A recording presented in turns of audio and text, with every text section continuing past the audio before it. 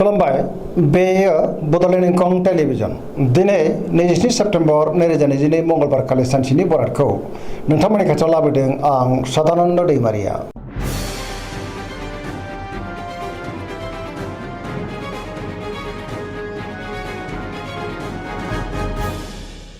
सिगां फरायनो लादों मेष राशि गिबि हांखो अ ल दिनैनि साना बारा मोजां नङा। गोसोखौ जोबोर गुलाय गुजाय मोनगोन। सोरजोंबा एना एनिबो जानो हागौ। मावनो हानाय खामानिखौ मावफुंनो हागोन। गोसोखौ जोबोर उसुखुथु मोननो हागौ। देहाया मोजाङै थागोन। अब्लाबो नाथाय जानाय लोंनायाव सांग्रां जानांगोन। बहानिफ्रायबा मोजां खौरां फैनोबो हागौ। रांखावरियाव मोजां। बेफार फालांगियावबो मोजां। अब्लाबो नाथाय खरसायाबो बांगोन। न'खराव अननानै फैगोन। बिदा फंबायनिफ्राय हेफाजाबखौ मोननो हागोन। अब्लाबो नाथाय गुबुननि गाज्रि नोजोर गोग्लैनोबो हागौ। नेगेटिभ एनार्जिनि गोहोमबो गोग्लैनो हागौ। सांग्रां जानाया गाहाम। वृष राशि गिबि हांखो इ उ ब दिनैनि साना जोबोर मोजां। गोसोखौ जोबोर गोजोननाय मोनगोन। गोसोनि बोलोआ बांगोन। गावनि गोसोनि साननायखौ दिनै गुबुननो फोरमायनोबो हागोन। गोबां मोजां खाबु फैनोबो हागौ। माबा मोनसे मोजां खौरां फैनोबो हागौ। गियाना बांगोन। गोथों आरो गोग्गो साननो रोंगोन। रांखावरियाव जोबोर मोजां। गोबां धोन मोननोबो हागौ। बेफार फालांगियाव जोबोर मोजां। आयाबो बांगोन। न'खराव बिसि फिसायनि गेजेराव अननानै फैगोन। बिदा फंबायजों मोजां सोमोन्दो थागोन। देहाया मोजाङैनो थागोन। अब्लाबो नाथाय जानाय लोंनायाव सांग्रां जानाया गाहाम। गुबुननि थाखाय गोबां मोजां खामानि मावनानै होनोबो हागोन। सिगांनि बबेबा आद्रा खामानिखौबो दिनै मावफुंनो हागोन। गोसोनि साननायफ्रा जाफुंगोन। पजिटिभ एनार्जिनि गोहोम गोग्लैगोन। लाइमोनफोरा जोबोर खुसि जागोन।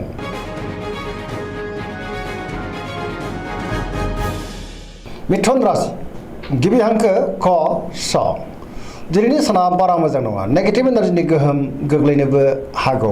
मोनफ्रोमबो बिथिङाव गोनो गोथो जागोन। गियाननि आंखाल जानोबो हागौ। गोसोआ दिनै जोबोर उसुखुथु जागोन। नेगेटिभ एनार्जिनि गोहोमबो गोग्लैनो हागौ। देहाया मोजाङै थागोन। अब्लाबो नाथाय जानाय लोंनायाव सांग्रां जानांगोन। रांखावरियाव मोजां। अब्लाबो नाथाय खरसाया बांगोन। बेफार फालांगियावबो मोजां होनजायो। समाजाव मान मोनगोन। गोसोनि साननाया नाथाय अब्लाबो लोरबां जानो हागौ। मावनो हानाय खामानिखौ मावफुंनो हागोन। सोरबा लोगोनिफ्राय गाज्रि खौरां मोननोबो हागौ। सोरजोंबा रायखोमा जानोबो हागौ। सांग्रां जानांगोन। देहाया दिनै बारा मोजां थायाबो जानो हागौ। जानाय लोंनायाव सांग्रां जानांगोन। कर्कट राशि गिबि हांखो ड ह दिनैनि साना मोजां आरो गाज्रिनि गेजेरजों बाबेनलांगोन। बहाबा हान्थिनो एबा दावबायनो खाबु मोननोबो हागौ। गोसोनि साननायफ्रा देबोरनांगोन। गोसोआव नेगेटिभ साननाय फैगोन। गोथों आरो गोग्गो साननो रोंनाय नङा। गियाननि आंखाल जानोबो हागौ। रांखावरियाव बारा मोजां नङा। आयनिख्रुइ खरसायासो बांसिन जानो हागौ। बेफार फालांगियावबो बारा मोजां नङा। गोबां खहा जानांनोबो हागौ। सांग्रां जानाया गाहाम। देहाया दिनै मोजाङैनो थागोन। गुबुननि हेफाजाबखौ मोनगोन। न'खराव अननानै फैगोन। समाजाव मान मोनगोन। फरायसाफ्रा दिनै फरायनायाव गोसो दुंखांगोन आरो मोजां फिथाइ मोननोबो हागोन।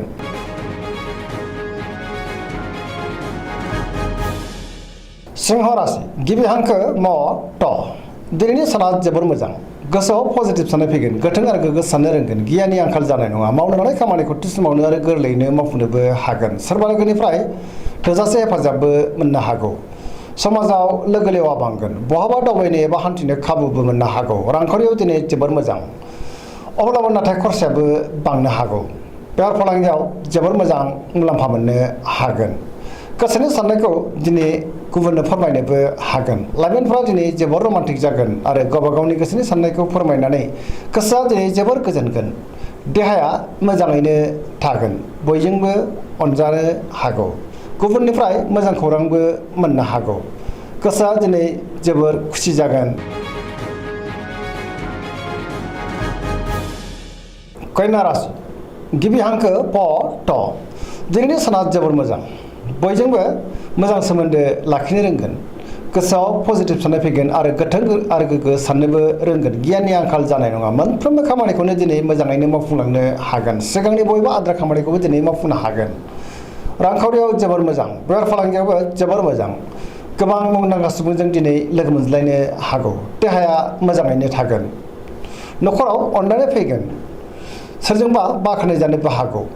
गोसोआ दिनै जोबोर गोजोनगोन। पजिटिभ एनार्जिनि गोहोमबो गोग्लैनो हागौ। सेंग्रा सिख्लाफ्रा जोबोर रमान्टिक जागोन आरो गावबा गावनि गोसोनि साननायखौ फोरमायलायनो हागोन।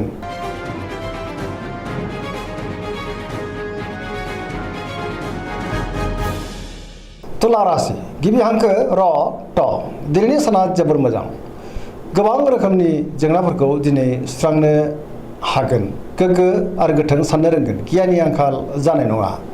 गोसोनि बोलोआ बांगोन। बहाबा हान्थिनो एबा दावबायनो खाबु मोननोबो हागौ। गोसोनि साननायफोरा दिनै मोगथाङाव जाफुंनोबो हागौ। मावनो लानाय खामानिखौ मावफुंनो हागोन। देहाया मोजाङै थागोन।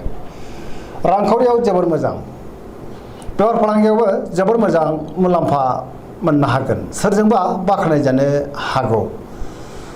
गुबुननि थाखाय गोबां मोजां खामानि मावनानै होनोबो हागोन आरो गुबुननि गोसोखौ बोनोबो हागोन। सेंग्रा सिख्लाफ्रा जोबोर रमान्टिक जागोन आरो गावबा गावनि गोसोनि साननायखौ फोरमायलायनोबो हागोन। फरायसाफ्राबो दिनै फरायनायाव गोसो दुंखांगोन आरो मोजां फिथाइ मोनगोन। पजिटिभ एनार्जिनि गोहोमबो गोग्लैनो हागौ।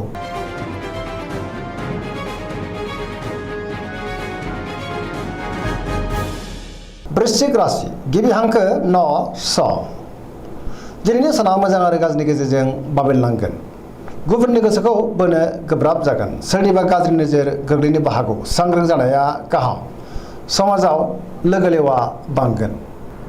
गुबुननिफ्राय हेफाजाब मोननो गोब्राब जागोन। गोसोनि साननायफोरा देबार नांनोबो हागौ। गोसोनि बोलोआ नाथाय बांगोन।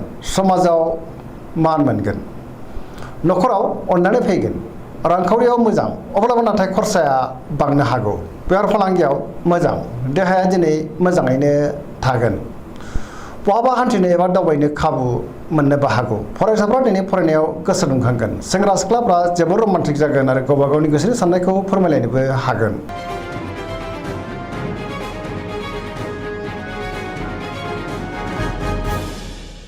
धनु राशि गिबि हांखो ध फ भ।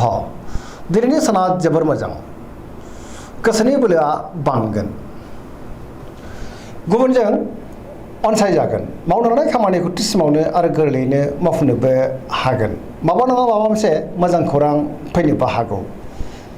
गोसोनि बोलोआ बांगोन आरो गोबां खामानिखौनो दिनै मावफुंलांनो हागोन। रांखावरियाव जोबोर मोजां। बेफार फालांगियावबो जोबोर मोजां मुलाम्फा मोननो हागोन। समाजाव बयजोंबो अनसायजागोन। बहाबा थाङोब्ला दिनै जोबोर मोजां आरो मोजाङैनो हान्थिनोबो हागोन। देहाया मोजाङै थागोन। सेंग्रा सिख्लाफ्रा जोबोर रमान्टिक जागोन आरो गावबा गावनि गोसोनि साननायखौ फोरमायलायनोबो हागोन। गुबुनजों मोजां सोमोन्दो लाखिनो रोंगोन आरो अनसायजागोन। पजिटिभ एनार्जिनि गोहोमबो गोग्लैगोन।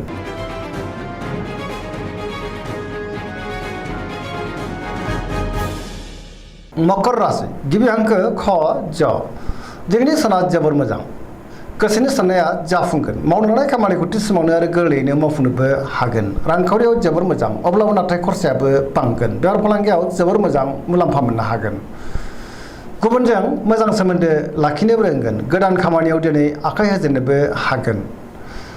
सोरजोंबा बाख्नाय जानो हागौ। न'खराव अननानै फैगोन। बिमा बिफानि बोरखौ मोननो हागौ। सेंग्रा सिख्लाफ्रा गावबा गावनि गोसोनि साननायखौ फोरमायलायनो हागोन आरो पजिटिभ साननो रोंगोन। फरायसाफ्रा फरायनायाव गोसो दुंखांगोन आरो मोजां फिथाइ मोननोबो हागोन।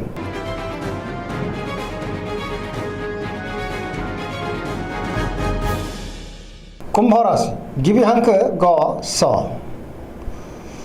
दिनैनि साना जोबोर मोजां। गोसोखौ जोबोर गोजोननाय मोनगोन। गोसोआव पजिटिभ साननाय फैगोन। गोथों आरो गोग्गो साननो रोंगोन। गियाननि आंखाल जानाय नङा। बहानिफ्रायबा मोजां खौरां फैनोबो हागौ। समाजाव बयजोंबो अनसायजागोन आरो मान मोनगोन। गोबां मुंदांखा सुबुंजों दिनै लोगो मोनज्लायनोबो हागौ। रांखावरियाव जोबोर मोजां। गुबुनजों मोजां सोमोन्दो लाखिनो रोंगोन आरो गुबुननिफ्राय थोजासे हेफाजाबबो मोननो हागोन। धोरोमारि बिथिङावबो दिनै गोसो दुंखांगोन। न'खराव अननानै फैगोन। सोरजोंबा बाख्नाय जानानै गोसोआ दिनै जोबोर गोजोनगोन। बहाबा थाङोब्ला दिनै जोबोर मोजां आरो मोजाङैनो हान्थिनोबो हागोन। पजिटिभ एनार्जिनि गोहोमबो गोग्लैगोन।